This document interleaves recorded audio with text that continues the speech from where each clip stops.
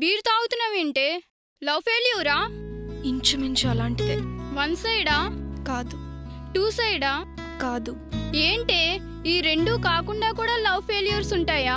అందరిలాగే నాకు కూడా లవ్లో వన్ సైడ్ టూ సైడే కనపడేవి.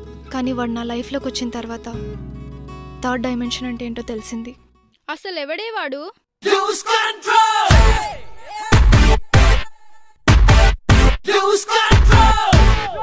ఎక్కడికి వెళ్ళినా వెనకాలే వచ్చేవాడు. వెనక్కి తిరిగి మాట్లాడదామని ట్రై చేస్తే ఎస్కేప్ అయ్యేవాడు. నేను కనపడకపోతే మిస్ కాల్ ఇచ్చేవాడు. తిరిగి కాల్ చేస్తే లిఫ్ట్ చేసేవాడు కాదు. ఏంటే వీడు ఇంత కాంప్లికేటెడ్గా ఉన్నాడు? I love you Suman. ఇప్పుడే వద్దండి. నువ్వేంట్రా కూల్ డ్రింక్ తాగుతున్నావు? నా షేర్ లేకపోతే బీర్ తాగనని మీకు తెలుసు కదరా. No problem. నా పర్స్ ఎప్పుడు ఫుల్గానే ఉంటుంది. బట్ లవర్తో ఖర్చు పెట్టించే టైప్ కాదు నేను. నాది లవ్ ఫెయిల్యూర్ అనుకుందామంటే రీజన్స్ లేవు, సక్సెస్ అనుకోవడానికి సాక్ష్యాలు లేవు. ఇలా ఆలోచించి ఆలోచించి కన్ఫ్యూజన్లో నాకు పిచ్చెక్కిపోతుంది.